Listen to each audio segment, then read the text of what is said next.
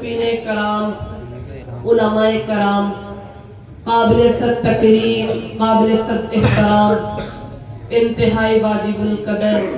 ہم مکتب ساتھیوں، السلام علیکم ورحمۃ اللہ۔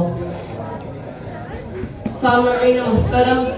رسل ہو جاتی ہے کہ کہیں اس اطہر و اکمل و اجمل کے حق میں کوئی ایسے الفاظ دہنے خاک میں بدن سے نہ نکل جائے جس سے کائنات کے اس مہمان خصوصی کی شان اکملیت میں کچھ کمی رہ جائے۔ وہ ذات اکمل آج کے روز بلکہ قیامت تک کائنات افزوں میں اپنی کاملیت کی واحد و یکتا مثال ہے، ایسی لازوال مثال کہ جسے قرآن پاک نے بہترین نمونہ قرار دیا،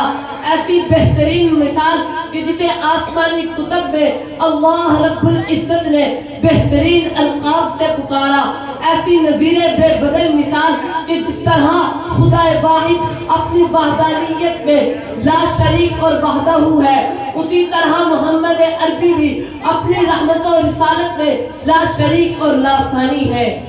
سبحان اللہ۔ سامعین اعزاز، میں ان کی سیرت کیا بیان کر سکتا ہوں جن کا لعاب اطہر بیماریوں کے لیے شفا اور اکسیر اعظم ہو، جن کے چہرے کا ایک نظارہ مقدر کے تمام ستاروں کو روشن کر دے، جن کی ایک ایک بات میں کلمہ صدق اور حقیقت لازوال کی مثال ہو۔ میں ان کی سیرت کیا بیان کر سکتا ہوں جنہیں قرآن کبھی یاسین کہہ کر پکارتا ہے، کبھی طٰہٰ کہہ کر پکارتا ہے، کبھی حامیم کہہ کر پکارتا ہے، کبھی طاسین کہتا ہے، کبھی یا ایھا المزمل کہتا ہے، کبھی یا ایھا المدثر کہتا ہے، کبھی وسراجا وقمرا منیرا کہتا ہے، کبھی محمد الرسول اللہ کہتا ہے۔ میں ان کی سیرت کیا بیان کر سکتا ہوں جن کی انگلیوں کی خامہ فرسائی پر کاتب تقدیر کو رشک آئے اور دستے بستہ کام پکڑے عدم سے شہود بننے کے لیے بے چین اور بے قرار کھڑے ہوں۔ ان کی سیرت کسی انسان کے بس کی بات نہیں، کیونکہ